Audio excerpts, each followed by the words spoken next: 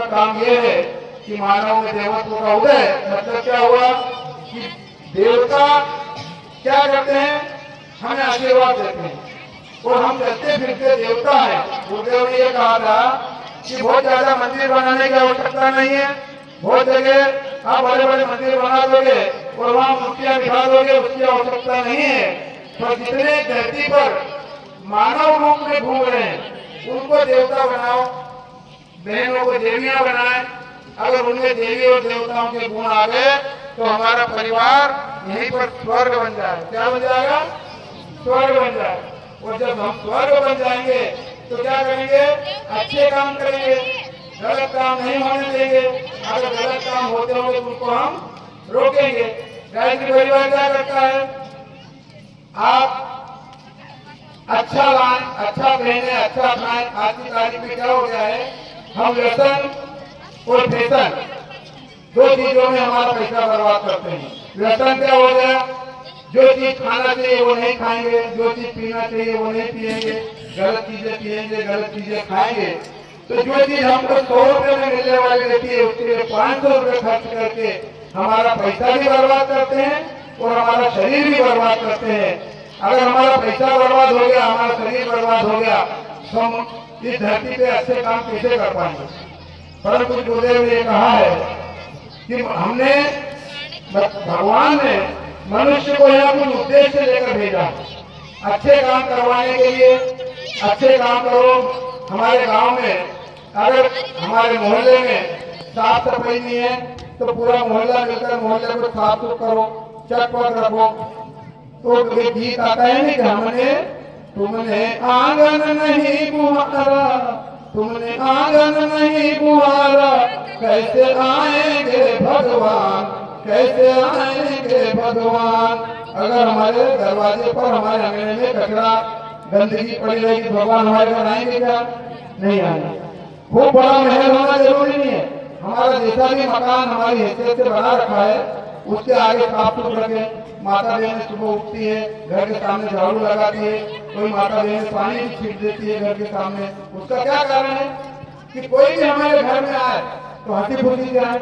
अभी दिवाली आ रही है, आ रही है दिवाली, तो दिवाली पे क्या करना चाहिए? घर की लिपा पोती करो, चटपट करो। उसमें दिवाली आए तो घर में दिए जलाओ, घर में अच्छा अच्छा मीठा बनाओ और वो खाओ, बच्चों को खिलाओ। पर कहीं दुर्बुद्धि के कारण हम क्या करते हैं, दिवाली आई कि गाड़ी भर के अलमारी में मुर्गे आते हैं, शाम तक साफ हो जाते हैं।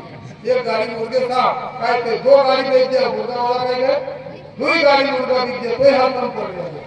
तो क्या करें? दिवाली दिन आई गया, मूर्त की काट दी, वो एक किसको यहाँ चोपड़े, एक किसको यहाँ लगा, एक किसको वहाँ लगा। माता जी खुश नहीं, माता जी खुश हो जाएगी? नहीं हो।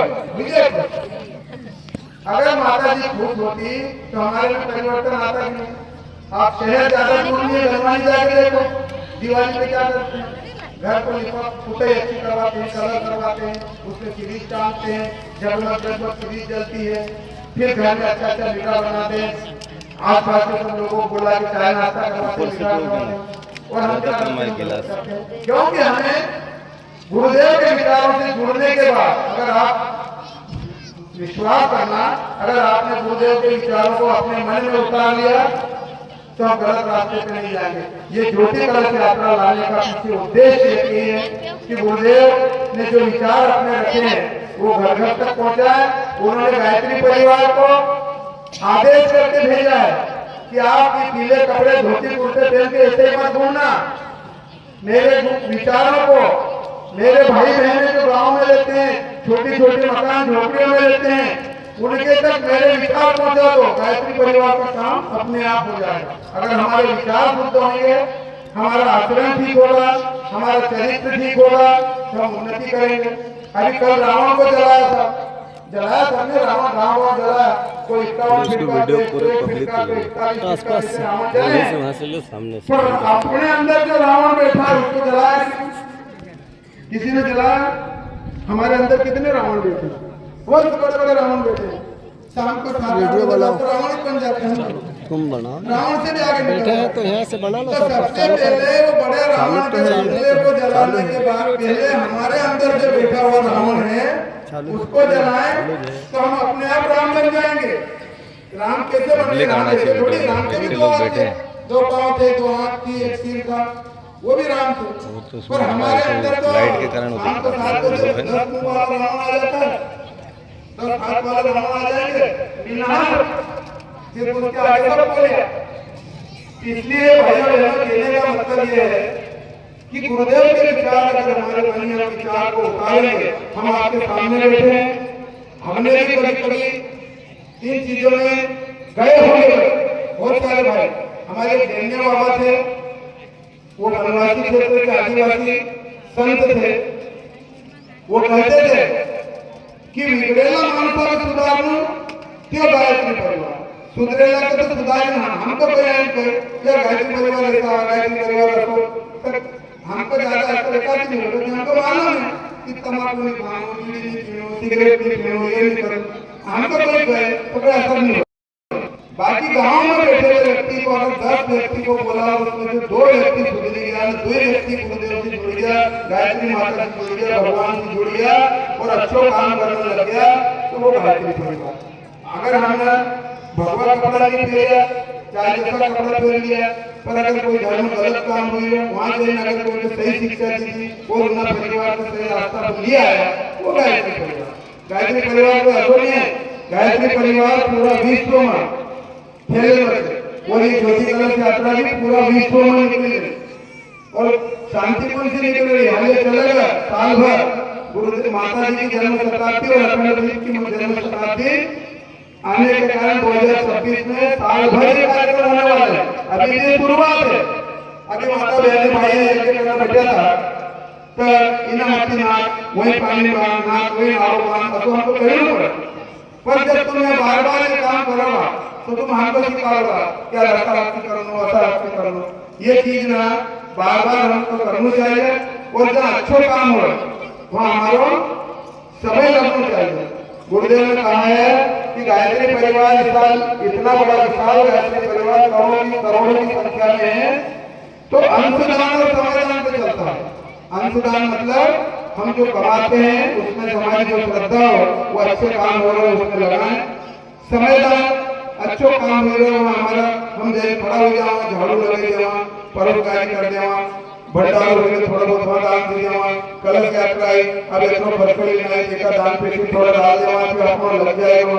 एका मध्ये 500 रुपया के ऊपर की रसीद को बनाओ भाई तो कि हम ऐसी साथी बोल की रसीद देवागा और कम अगर करना हो तो दान पात्र लिखकर होगा हम डाल देंगे।